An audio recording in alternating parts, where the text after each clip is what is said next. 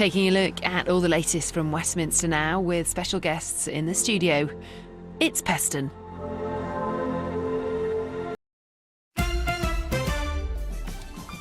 Can Starmer actually govern if he's lost the confidence of the civil service? Is Ollie Robbins the last person he can sack for his own mistakes?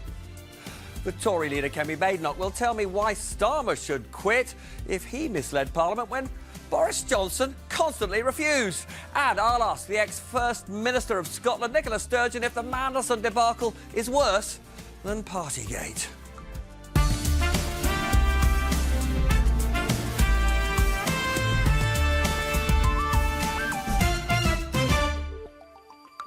Watcher, the country deserves better than the row between the Prime Minister and the ex-Foreign Office boss, Ollie Robbins. Starmer says Robbins should have told him that Mandelson failed vetting and that if he had known, he would have U-turned on making Mandelson US ambassador. Robbins says Mandelson didn't fail and the PM doesn't get that it's the Foreign Office, not UK security vetting, that makes the decision.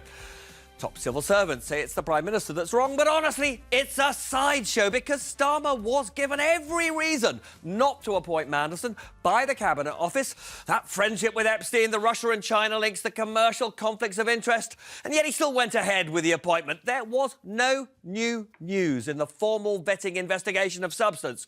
What the PM is therefore saying is he doesn't trust his own judgment and needs to be instructed what to do by officials after a bureaucratic process, which isn't leadership. And if judged by his actions, Starmer's explanation for all those mistakes he's made is that officials always let him down. I've lost count of the advisers sacked by him in just 22 months, from Sue Gray to Morgan McSweeney to Robbins, among at least half a dozen others. So, Starmer's election slogan for May the 7th with Labour: you just can't get the staff. Pippa. Yes, Robert. Well, last week, me and my colleagues, the first time that I felt that they might be. And if you look at what they've said publicly, you've had people like Ed Miliband and Yvette Cooper and Pat McFadden. The Prime Minister wanted him to do. I mean, that's the irony of the situation, isn't it? He was new in his job.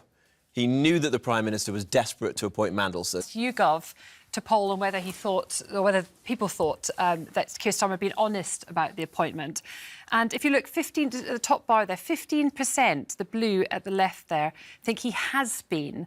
But 58% in red say that he hasn't. And that's up 5 points since last Friday. And it's definitely the case, Robert, that with a string of officials... Which had 3 Prime Ministers during the last Parliament. That was conspicuously bad for Britain. Why would she wish that again on the country? Because the current Prime Minister that we have is not governing. He's just standing there. He can't manage even a simple appointment process in his office, hiring a national security risk despite warnings. Why should we think that he can run the economy or even our defence? We have former Labour defence secretaries, former NATO secretary generals, saying the Prime Minister has a corrosive complacency when it comes to defence. That's not a reason to keep him there. But about the Mandelson debacle with a minister at one of the most relevant departments, the Cabinet Office. That's the Cabinet Office Minister, Nick Thomas-Symonds. But first, Robert, I want to talk to you about this issue of pretty much every opposition leader, including Nigel Farage, saying that Starmer's time is up because of the way he has mishandled not only the Mandelson appointment but the aftermath. But I just want to show you what your leader Nigel Farage actually said about the appointment at the time it happened. And what he said was, I might disagree with Mandelson on his politics, but he's a very intelligent man. It wasn't exactly, you know, the sharpest criticism of the appointment. Why didn't Nigel Farage at the time point out that it was going to be a disaster? Well, he wasn't the Prime Minister, was he? So do you think that Nigel Farage, as Prime Minister, would have appointed Peter Mandelson as our ambassador? Well, who knows? Well, I think we do know the answer to that question, and it's a resounding no. I mean, look, Nigel... as I've already mentioned, quite important elections in 2 weeks' time. Tell us about them. Yeah, Nicola, come and join me at the screen, because you're right, Robert, those May elections looking currently like they're going to be pretty terrible for Labour in England. But, of course, there are also crucial elections for the SNP in Scotland. This is the state of play behind me from polling by More in Common. And the SNP puts in a strong performance, 56 seats. But they're 9, I think it is. Yes, there we go. 9 short of majority. And even with a coalition with the Greens, it wouldn't be enough. Now, Nicola, the 2024 general election was a disaster for the SNP. So how surprised are you by these pretty positive results? I mean, I should say this is one of the very few polls in recent weeks that hasn't shown the SNP winning a majority, so don't rule that out. I think it's very much game on if the SNP, if we as the SNP can motivate our supporters to come out to vote, then I think it is highly likely that John Swinney can pull off what is a very, very difficult feat of winning a majority. And, you know, it is the one way in Scotland to make sure that Reform and Nigel Farage don't get a foothold in the Scottish Parliament or pull the strings of who might be the next government. So, you know, I obviously, as a former leader of the SNP, think the SNP deserves that strength. I don't take anything for granted, but, you know, I also think it's a reflection of, you know, the disarray amongst the opposition parties in Scotland. But we'll see what plays out in a couple of weeks. But isn't the reality that this SNP success is at least partly about the problems that the Labour government and the unpopularity of the Labour government is having nationally? Yeah, of course. I mean, look, the strength of any party in an election is partly down to the attributes and the positive characteristics and record of that party, but also a reflection on the parties that are in opposition to it. So it's a combination of those things for the SNP. But, you know, any party that is polling as strongly as the SNP after almost 20 years in government, and I know I'm biased, but it does deserve some credit for that. And, you know, that doesn't happen by accident. It happens because the party still retains the trust of a significant chunk of the Scottish electorate. And then Reform is also doing quite well. We'll talk about them in a minute. But it's not all good news for the SNP. Like you say, been in power for almost 20 years. And certainly people in Scotland have some quite strong views against the SNP as well as for. This exclusive polling shows us perceptions of each party's brand, and you can see that fewer than half of Scots think the SNP, this is the yellow hexagon here, is it hexagon? I'm not very good on my numbers of sides. Is honest, competent, or can deal with Scotland's economic problems. But they are positive on questions of Scottish pride and standing up for Scotland. Now, you've always claimed that the SNP isn't just a party of or about identity, but that's what people think, isn't it? No, I don't. I mean, has a long-term vision for Scotland, will stand up for Scotland. I mean, these are important attributes. And, you know, yes, the SNP's been in power for 20 years. You know, with any longevity in office like that, there'll have been many, many things the party's proud of and people think are positive, and there'll be, you know, mistakes and things that haven't gone well that people will have a less positive view of. But you can't get away from the fact that, you know, 20 years on, I don't think you'll find anybody in Scotland that would bet against the SNP continuing to be in government. And I think that's got, as I say, the party's got to get some considerable credit for that. And, you know, there's a wider point about the UK here, that it is likely after May the 7th that Wales, Scotland and, as is the case right now, Northern Ireland will be led by nationalist governments and nationalist first ministers, and that poses massive questions for the future. A big constitutional question. But look at this: Reform is the party that most people see as representing change. SNP is obviously in power in Scotland. Labour is in power in London. Can you understand why?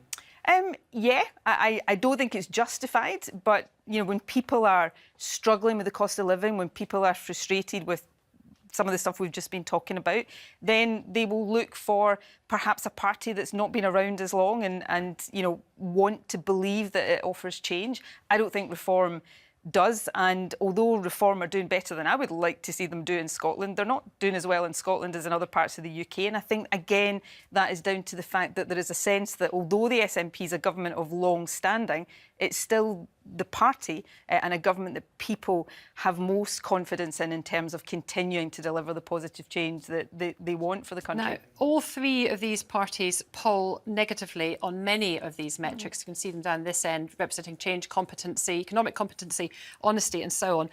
Is this just the new norm in politics, this sort of negativity? Look, maybe it is. I feel as if I've slipped back into being SNP leader here and defended. I don't. But, you know, I think that apart from this one here, which I don't have my specs on, but the only party, you know, above the line there is, but is yellow. There's a lot this end which is negative. But yeah, I think we People do. are voting against. I think we do live, and that concerns me. I think it's incumbent on all parties, including the SNP, not just to encourage people to choose the least worst option, but to encourage people to vote positively. And there's 2 weeks left of this campaign, and I hope to see certainly the SNP do that, to really make the positive case, which they are doing. But all parties to stop. The biggest issue.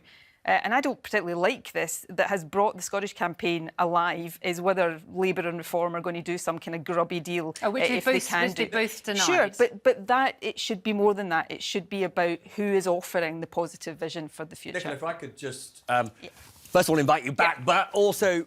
Is Reform UK? So Reform is a unionist party. I wasn't asking you a question about whether... I didn't agree to those terms. I think you should just leave it to the two of us. Robert and everyone, thank you. Regicide appears to come naturally to the Tories, but not to Labour. You can see that in this chart. It shows how long different Prime Ministers lasted in office and how they ended up out of a job. Now, Harold Wilson and Tony Blair are the only post-war Labour PMs to resign. The rest lost elections. But when it comes to the Tories, Thatcher was driven out, Cameron left after the referendum. And in recent years, May, Johnson and Truss were all forced out by their party. Pushing out Starmer would be tough under Labour's rules, even if they knew who might take over, and wouldn't necessarily be true to the party's character. But might that change? Now, one minister told me that Starmer's departure is already baked in by MPs. It's just a matter of how much pain they can put up with before they act. But it's also unclear who will take over. Angela Rayner, Andy Burnham, Wes Streeting are all favourites, but each has their own hurdles. Burnham has been pictured visiting Rayner. Their allies deny to me that they were plotting, but they do admit that they discussed the leadership and the state of the Labour Party. I mean, you would, wouldn't you, Robert? I mean, do you think they're actually talking about anything else at the moment? Now, Ollie Robbins unquestionably had decades of really distinguished public service, highly professional. we're talking about resilience. We've got a YouGov poll, and I can't imagine this will do anything but shock you, that shows that, you can look it up, you can look up there, 62% of British people, and actually a third of Labour Party supporters, say that you are either more sleazy and disreputable than the last Tory government or the same. 62% saying you're either more or as sleazy as the last Tory government. That's devastating for a party that was elected to clean up politics. But, Robert, you look at what we have done for the first time... So the British people are wrong? The British people will pass their judgment on this government at the end of the parliamentary term, and quite right that they do. Well, they're going to pass judgment in just a couple of weeks' And, of course, time. then we have people out there for the Labour Party and for the I government. think there's a lot of wishful thinking in this debate. If we, extracted every last drop from the North Sea, it's not going to give us security. Yeah, well, we've got, I think, just the eye-in is about to come up on our screen, which is telling us that Streeting allies now open to an Angela Rayner pact. Is that the most shocking story you've ever seen? There we go. Oh, no, that's not the right one there. New studio, new screeny, something's not gone quite right. I'll let But anyway, that in the gallery. I mean, Anyway, that was inevitable, wasn't it? Streeting and Rayner doing a deal, wasn't it? Yeah, I think, well, from Streeting's point of view, he's not going to win a Labour leadership contest. But Starmer was wanting to fight that contest. Okay. I think there's not a chance he'd want Andy Burnham back in Parliament. Fascinating. Thank you so much to all of you. Fascinating, great show. That's it. Now, today is our first relaunch in 8 years. Starmer's had about 8 relaunches in just the past 1 year. Who do you think is going to survive longer? Goodbye.